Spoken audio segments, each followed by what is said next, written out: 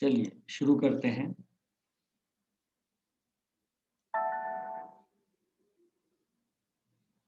हाँ, अब आज हम लोग शुरू करते हैं, रोग उत्पादक योग कौन-कौन से हो सकते हैं? अभी तो हमने सभी ग्रहों के आधार पर देखा, भाव के आधार पर देखा। अब वैदिक ज्योतिष से संबंधित वो योग जो लगभग अधिकतर पत्रिकाओं में बिल्कुल सही पाए जाएँगे, उसकी हम बात करें। तो देखिए, सबसे पहले हम बीमारियों को लेते हैं, वन बाय वन बीमारी को। और अब चूँकि वैदिक ज्योतिष का पार्ट है, हुँ, इसको हम धीरे-धीरे समाप्त भी करेंगे। फिर हम इसके बाद नाड़ी ज्योतिष पर, कृष्णमूर्ति पद्धति पर और भास्कर पद्धति पर आएँगे। तो नाड़ी ज्योतिष से अब हम इसमें देखते हुए, बीमारी को देखते हुए उसका उपाय भी क्या ठीक करें, वैज्ञानिक तौर पर ना कि केवल पूजा-पाठ मंत्र, सभी तरह से देखें। देखिए, सबसे पहले आता है रोग बुखार, ज्वर। ये एक साधारण सी बात है कि किसी को भी बुखार लाइफ में हो जाता है। तो ये देखा गया है कि यदि छठे भाव में मंगल हो और लग्न में सूर्य हो, तो व्यक्ति को जो है कभी न कभी लगातार बुखार जैसा बना रहता है, या हम ये कह सकते हैं कि शरीर में गर्मी अधिक होगी। इसी प्रकार यदि जन्म पत्रिका में सूर्य 8वें भाव में है और मंगल छठे भाव में है भी ये पाया गया है कि उसके शरीर में जो है गर्मी बनी रहती है ना? आम आदमी के मुकाबले। फिर यदि षष्ठेश यानी छठे भाव का स्वामी अष्टम भाव में राहु या केतु के साथ हो जाए, तो आप समझिए कि फिर उसको विषम ज्वर है ना? कठिन ज्वर हो गया। अब लग्नेश यदि सूर्य हो और उसकी युति छठे या अष्टम भाव में शनि से हो, या उस पर शनि की दृष्टि हो, तो भी उसको जो है बुखार में पीड़ा अधिक झेलना पड़ता है। फिर मैंने ये भी पाया है कि चंद्रमा वृश्चिक राशि में लग्न में हो, या छठे में हो, या अष्टम भाव में हो, और कहीं से भी राहु या मंगल की इस पर दृष्टि पड़े, तो भी बुखार होता रहता है। इसके अलावा मंगल लग्नेश होकर किसी भी भाव में शनि या राहु के साथ हो, तो भी उसको बुखार की पीड़ा परेशान रहती है। तो अब इसके लिए क्या करें? तो देखिए, सबसे पहले तो व्यक्ति के शरीर में हमें गर्मी कम करना चाहिए। तो होता है क्या है, बहुत से लोग गरम-गरम चाय पीते हैं, गरम-गरम दूध पी लेते हैं। मैंने पहले बताया था कि शरीर का टेम्परेचर 37 डिग्री है, तो इससे अधिक गर्म चीज़ आप ग्रहण करेंगे, तो वो जो है गर्मी आपकी बॉडी में फैल जाएगी। तो लगातार गरमा-गरम खाना खाना भी ठीक नहीं। तो सबसे पहले तो उसको जो है ठंडा, है ना? एक नॉर्मल पदार्थ खिलाएँ। फिर शरीर में गर्मी अधिक होती है, तो उसको, जैसे कि हम दवाइयों के बारे में जानते हैं, एक होता है महासुदर्शन चूर्ण, है ना? तो एक ज्योतिषी को चिकित्सक के रूप में कुछ कॉमन दवाओं का ज्ञान होना चाहिए। तो एक महासुदर्शन चूर्ण का है या महासुदर्शन घनबटी का है, ये मिलती है।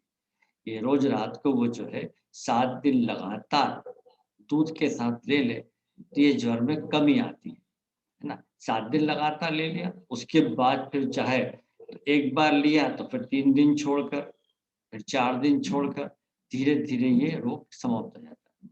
अब आते हैं हम अतिसार या प्रवाहिका, हुँ? दस्त लगना, है ना? लेकिन सॉलिड ना होना, लिक्विड के फॉर्म में रहना, ऐसा कब होगा?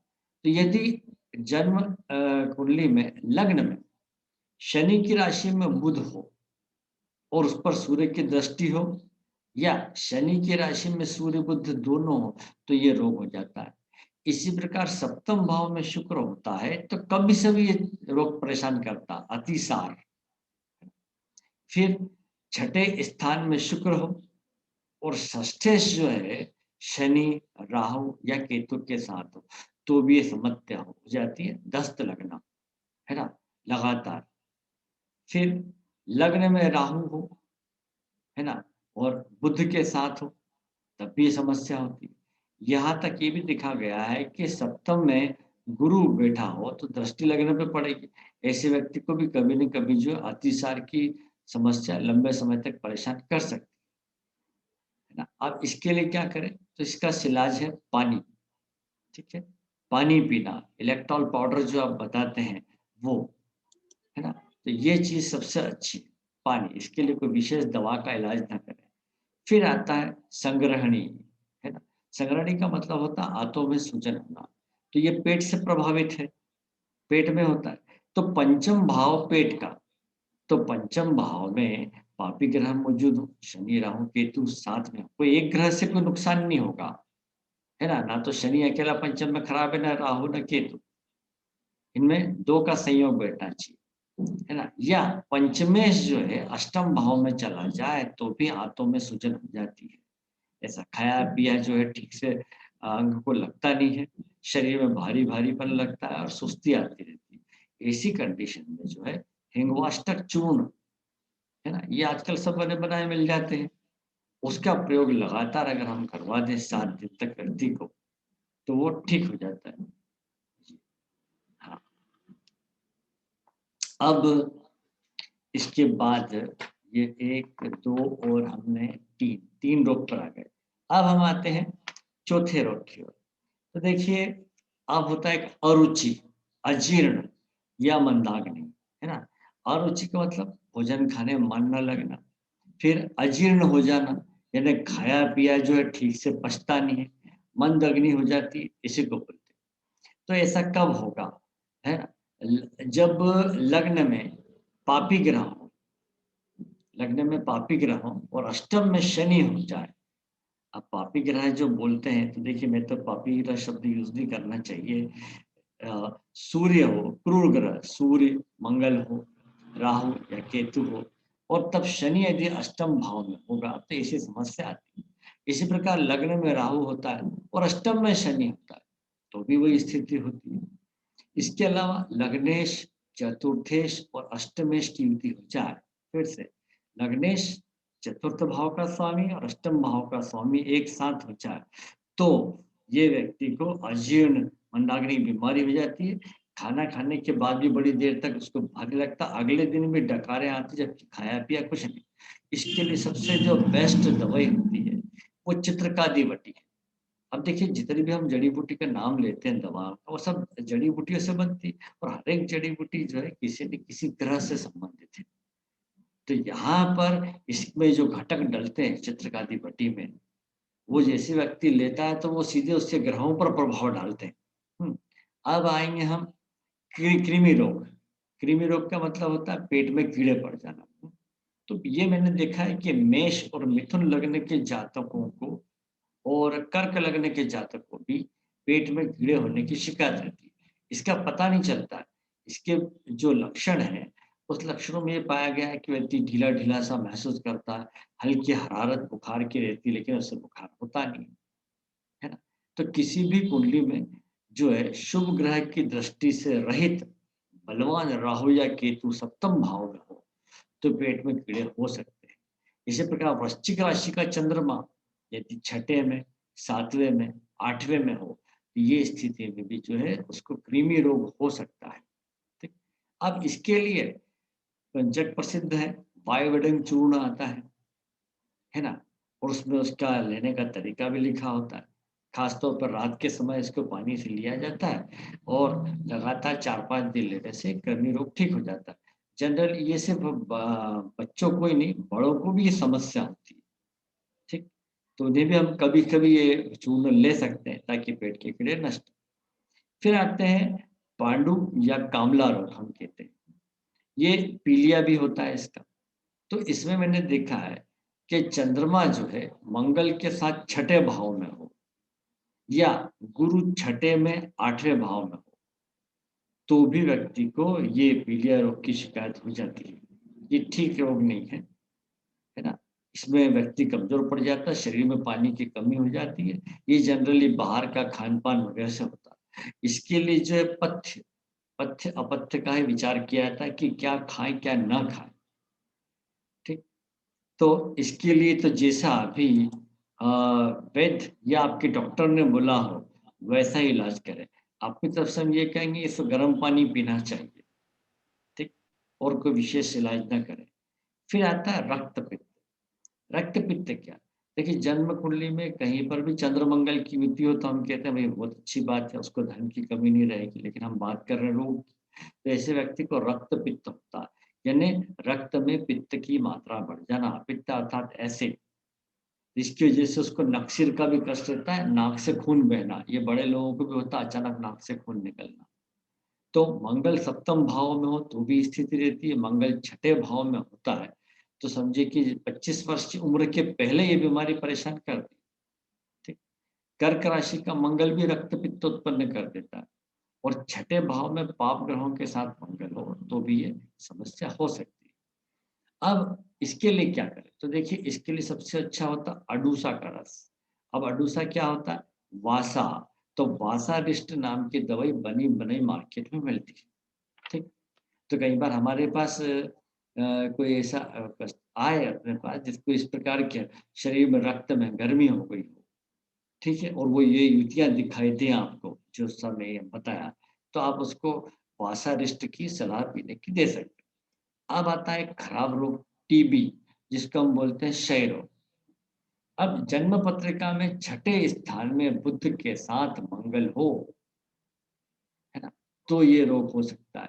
या छठे आठवें भाव में चंद्र मंगल की युति हो और इस पर कहीं से लग्नेश की दृष्टि पड़ जाए, या छठे भाव में जल राशि में चंद्रमा हो, ये भी हो सकता है। या लग्न में एक से अधिक जो है क्रूर ग्रह आ जाए, सूर्य और शनि, राहु, केतु, ये भी हो सकता है।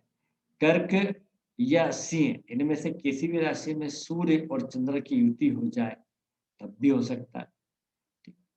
फिर पंचम में शनि और 11वें में सूर्य, तो आमने-सामने हो गए, ऐसी कंडीशन में भी टीबी रोग होने की संभावना रहती है, ठीक।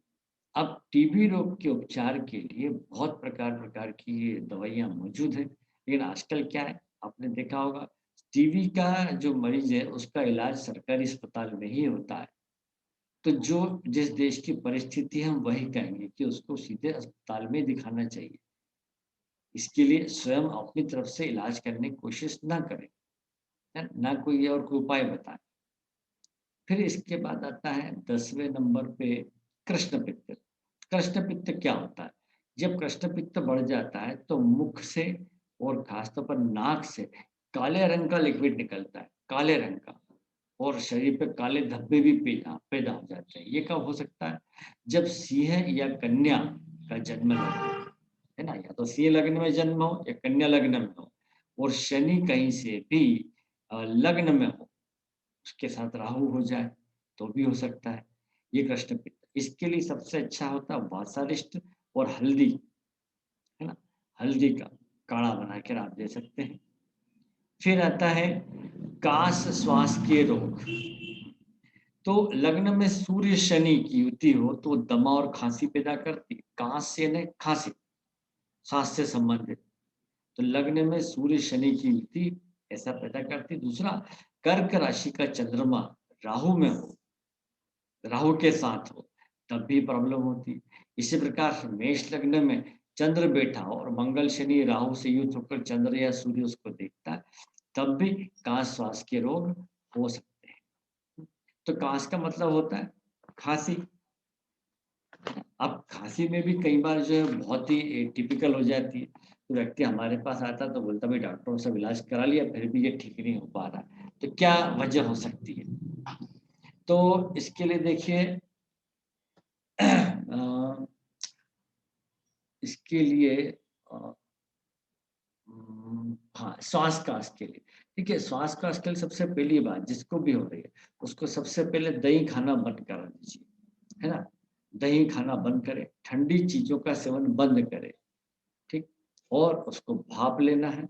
इसके अलावा आक वृक्ष का सूखा पंचांग, पंचांग व्यक्ति समझता हो, तो उसकी पत्ती, फूल, जड़, इन पत्तों को जो है आग में जलाएँ और उसकी भाप लेना, मतलब सॉरी, धुएँ को खींचना अंदर, क्योंकि ये जहरीला होता है, इस चीज़ को हम खा नहीं सकते। केवल बस 2-4 बार इसका धुआँ लेना है, तो भी ये काफ़ी हद तक ठीक हो जाता है। स्वर भेद, कुक्कुर खाँसी क्या होती है ना? स्वर भेद। अब चतुर्थ स्थान पे यदि चंद्रमा पर या सूर्य स्थित हो और उस पर कहीं से शनि की दृष्टि होती है तो कुक्कुर खाँसी हो जाती है। मतलब लगातार ऐसे खाँसी होती है जैसे कि कोई कुत्ता भौंक रहा हो, है ना? छाती से भी ढोल जैसी आवाज़ आती है। ये कई बार होता है। तो ऐसा व्यक्ति जो है अपने आहार विहार का विचार नहीं करता है, काम काज में इतना बिजी हो जाता है कि उठे और चल दिए, क्या खाया क्या पिया कुछ ध्यान नहीं रखते, है ना? तो मन लगाकर भोजन न करने से इस प्रकार की समस्या हो जाती है, इसके लिए भी वासारिष्ट अच्छी चीज है। अब इसके अलावा प्यास बहुत लगना। अब प्यास बहुत लगना कोई बीमारी तो नहीं, लेकिन अधिक आवश्यकता से अधिक प्यास लगेगी और व्यक्ति बहुत अधिक पानी पिएगा तो किडनी के ऊपर लोड बढ़ जाएगा, किडनी को अधिक कार्य करना पड़ेगा और किडनी खराब हो सकती है। तो मेष, सिंह और धनु लग्न ये 3 लोगों को ध्यान रहे। इन 3 लोगों को मैंने देखा या तो प्यास बहुत लगती है या बिल्कुल भी नहीं लगती, कम पानी पीना भी नुकसानदायक, ठीक है? तो किसी भी राशि में स्थित चंद्र पर मंगल और राहु की दृष्टि पड़ जाए या चंद्र मंगल राहु का बिल्कुल साथ दिखाई देता, आप समझ जाइए कि इसको तृष्णा की बीमारी है। फिर आता है दाह रोग। दाह रोग मतलब शरीर में गर्मी, इसकी मात्रा का बढ़ जाना शरीर में। मैंने पहले भी कहा है, गर्मी जब शरीर में बढ़ जाए तो ऐसे व्यक्ति को जो है ठंडी चीज़ों का, है ना, नॉर्मल वाटर पानी पीना, ऐसा नहीं कि आप उसको जो है सीधे जो है फ्रिज का पानी पिला दें। खाने-पीने में एकदम गरमा-गरम चीज़ ना खाएँ, नॉर्मल खाएँ, ठीक? तो लग्न में सूर्य और सप्तम में मंगल होता है, तो उसके शरीर के अंदर जलन रहती है। अब पित्तजन्य रोग, अब देखिए सबसे ज़्यादा जो प्रभावित करता है आज की तारीख में खान-पान कुछ ऐसा हो गया कि हम बाहर का खाना ज़्यादा खाते हैं, कुछ न कुछ तो नाश्ता पानी बुला लेते हैं, तो पित्तजन्य रोग होते हैं।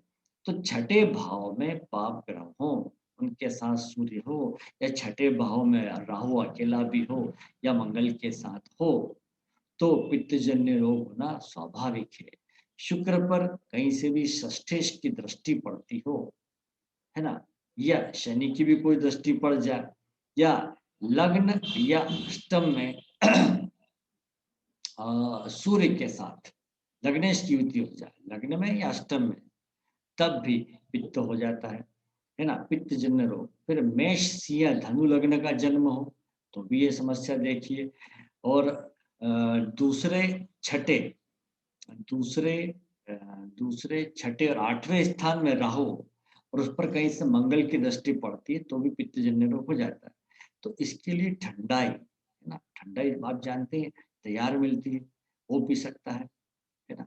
इस बात का ख़्याल रखें, शार्ङ्गधर जो संहिता है, शार्ङ्गधर संहिता, चरक संहिता, इन सब में इसके बारे में बताया गया कि ठंडाई के लिए विशेष जो सामग्री आती है, जो आप जानते होंगे।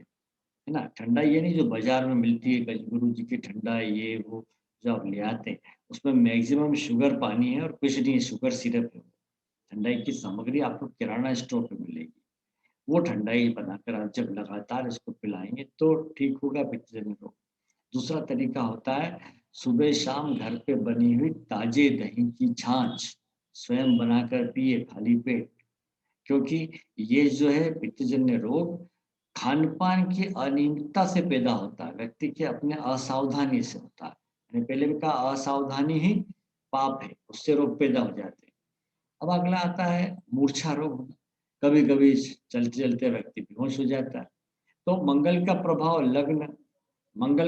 लग्न पर हो या चंद्र पर हो या सूर्य पर हो या बुध पर हो। और खास तौर पर चौथे भाव में इकट्ठे हो जाए या चौथे भाव में क्रूर ग्रह इकट्ठे हो जाए, शनि सूर्य हो जाए, तो ऐसे व्यक्ति को कभी भी मूर्छा का रोग हो जाता है, अचानक वो बेहोश हो सकता है ना? और यदि सूर्य, चंद्र, लग्न ये तीनों ही अग्नि तत्व की राशि है, तो भी मूर्छा रोग होता है, इसका ध्यान रखें। तो मूर्छा रोग होने पर जो क्या किया जाए? इसका क्या इलाज है? तो देखिए सबसे पहली बात है ऐसे व्यक्ति को योग और प्राणायाम ही साथ दे सकता है। कब बताएँ ये बात? जैसा कि मैंने अभी जो बोला वो स्थिति किसी की जन्म कुंडली में दिखाई दे तभी बताएँ और कोई विशेष इसका इलाज नहीं करना है।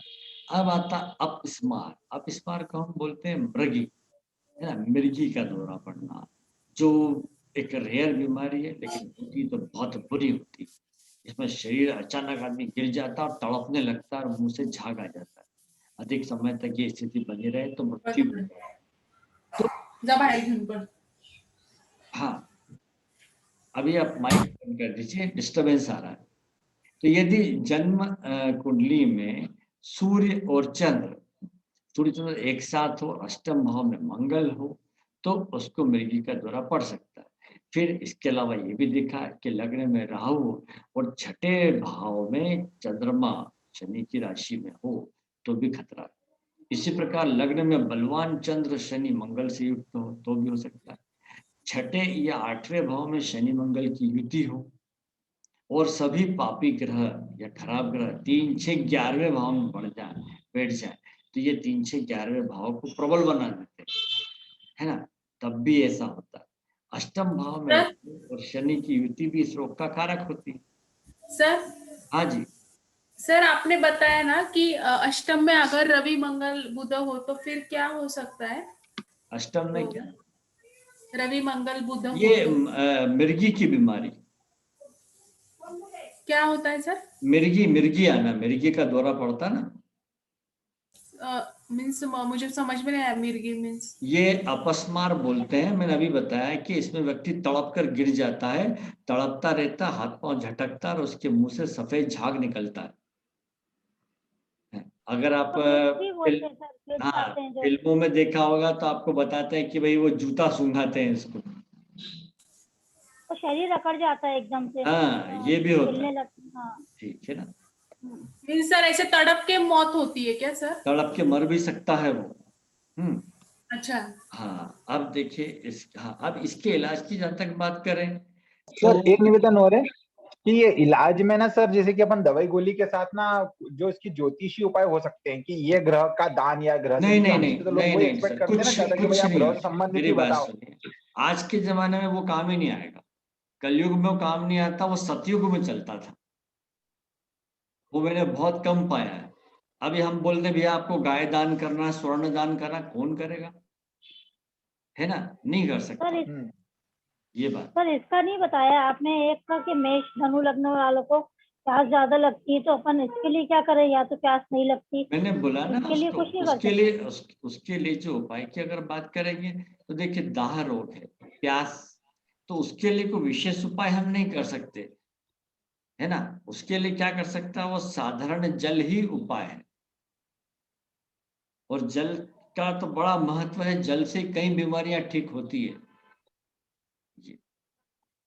तो कुछ बीमारियों के लिए साधारण जल से भी उपाय कर सकते हैं, जैसे मिर्गी आ गया। अब इसके लिए हम विशेष उपाय नहीं कर सकते। इसके लिए तो उसको बाकायदा वैद्य के पास जाना पड़ेगा, डॉक्टर के पास जाना पड़ेगा। हम ये देख सकते हैं कि छठे आठवें भाव में शनि मंगल की युति है, तो भाई आप जो है उसको क्या कहते हैं, शनि, हम्म, शनि का जो है अपन उसको दान करा सकते हैं। शनिवार के दिन वो शनि मंदिर में दान कर सकता है शनि सामग्री का। पर आपका दान वहाँ चढ़ भी रहा है क्या? आप तो तेल दिए आते हैं जाके, वो तेल चढ़ता भी है क्या? ये भी ध्यान देना आवश्यक है। ठीक। अब आते हैं उन्माद रोग, पागलपन छा जाना। अब इसके तो सैकड़ों प्रकार हैं, इस बारे में हम ठीक से कुछ कह नहीं सकते किसी का भी। लेकिन चंद्रमा जब पीड़ित हो जाता है राहु से या शनि से, है ना, और छठे आठवें या 12वें में आ जाता है, तब ये उन्माद का रोग पैदा होता है। आदमी अचानक गुस्से में बहुत भड़क जाता है कि बिल्कुल पागल पागल जैसा हो जाता है, ये होता है। या चंद्रमा और बुध की युति छठे में, आठवें में या 12वें में हो जाए तो भी उन्माद रोग हो सकता है। ठीक। ये अब उन्माद के कुछ योग जो है, दूसरा होता है कि एक तो शनि जो है और द्वितीयेश, ये दोनों ही कहीं ना कहीं पाप ग्रहों से प्रभावित हो, ये भी होता है। या शनि जो है तृतीयेश के साथ कहीं पर भी हो तो भी हो सकता है। अब इसके बाद अब उन्माद है तो जाहिर है कि चंद्रमा की वजह से हो रहा है, तो हमें चंद्रमा को देखना चाहिए कि चंद्रमा की स्थिति क्या 6, 8, 12वें भाव में है, जैसा मैंने बताया वहीं पे होगा तो ये स्थिति हो सकती है ना? अब चंद्रमा को मजबूत करना है यहाँ पर, तो चंद्रमा को मजबूत करने के लिए चंद्र की चीज को धारण कराना पड़ता है। तो इसके लिए एक तो होता है सफेद वस्त्र, है ना, सफेद वस्त्र हो सकता है। इसके अलावा चमेली की जड़ को धारण करवा सकते हैं। दूसरा, चंद्रकांत मणि, मोती का मैं इससे नहीं बोलता कि आजकल मोती जो है ओरिजिनल नहीं मिलता, तो चंद्रकांत मणि से भी हो सकता है। ये भी ध्यान रखें। ठीक, हाँ। अब आते हैं अगला। सर हाँ सर एक जी, सवाल। हाँ। सर अगर 6 8 12 में नहीं और पीड़ित हो और असर हम्म, हो, मतलब तो उस केस में भी ये चलेगा? अगर कोई और भाव में, 11 भाव में या किसी और भाव में नहीं 6 8 12 चलता? है कोई ले रहे हैं अभी हम, है ना? हर अच्छा। जगह नहीं 6 8 12। इसके बाद आता है वात व्याधि। ये अब वात यानी वायु से प्रभावित होने वाली, और इसका जो प्रमुख कारक ग्रह है वो है शनि। पेट में अधिक मात्रा में गैस बनना। तो चलिए हम सब जानते हैं खाया पिया ठीक से नहीं पचेगा तो गैस बनेगी, या व्यक्ति का पेट साफ नहीं रहेगा तो गैस बनेगी। लेकिन ऐसा सब होने के बावजूद गैस बन रही है, तो क्या वो गैस बढ़ाने वाले पदार्थों को अधिक मात्रा में ग्रहण कर रहा है? ये भी हमें ध्यान रखना चाहिए।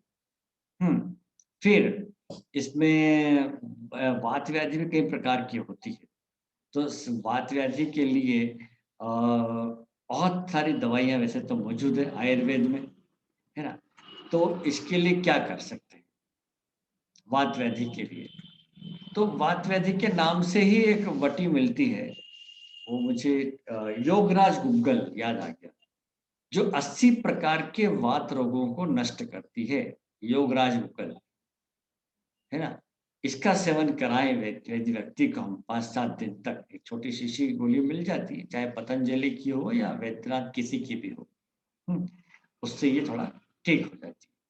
तो लगातार वात बने रहना भी ठीक नहीं है। शरीर में उपद्रव पैदा होते हैं, एकमात्र वायु दोष से पैदा हो जाता है, तो घुटनों में दर्द भी बढ़ जाता है। इसमें ये भी देखा है कि लग्न स्थान पर शनि मंगल हो, या लग्न के ऊपर शनि मंगल की दृष्टि कहीं से भी पड़े, तो भी वात रोग होता है। फिर छठे या 7वें भाव में शनि मंगल हो, तो भी प्रॉब्लम हो सकती है। ठीक, तो इसके लिए मैंने आपको बताया मेन सबसे अच्छा होता है योगराज गुग्गल। अब आता है लकवा या पक्षाघात। ये बीमारी कभी भी किसी को भी हो सकती है, लेकिन हम तो ज्योतिष योग देखेंगे। तो यदि छठे भाव में शनि राहु केतु में से भी कोई एक ग्रह बैठा हुआ हो, और छठे भाव का स्वामी शनि से दृष्ट हो, है ना, या छठे स्थान और षष्ठे पर शुभ ग्रह की दृष्टि का अभाव हो, तो लकवा होने की संभावना रहती है। और ये खराब चीज है, क्योंकि व्यक्ति किसी काबिल नहीं रह जाता। शरीर के किसी एक खास हिस्से पर भी पक्षाघात हो सकता है, तो पूरे शरीर पे भी हो सकता है।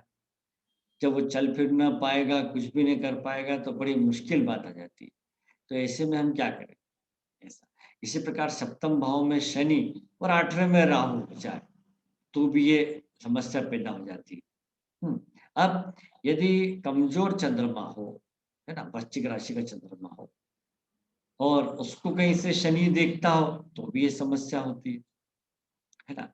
और यदि ये भी देखा गया है कि सिंह राशि में लग्न हो, मतलब सिंह राशि का लग्न हो, और इस लग्न में शनि मंगल राहु ये बैठ जाए तीनों के तीनों, तो भी आप समझ जाइए कि इसको पक्षाघात या पोलियो होने का भी भय रहता है। फिर यदि केतु शनि के साथ लग्न में, पंचम में या 11वें भाव में आ जाए, तो भी उसको पोलियो का खतरा होगा, या टांग पर इफेक्ट पड़ेगा, उसकी चाल टेढ़ी बाकी हो सकती है ना? अब आते हैं 21वें रोग पर, आम वात। तभी वात देखा, पक्षाघात, तो वात रखते ही आम वात। आम मतलब है आंतों में लंबे समय तक जो है अपच भोजन का पड़ा रहना। ये होता है।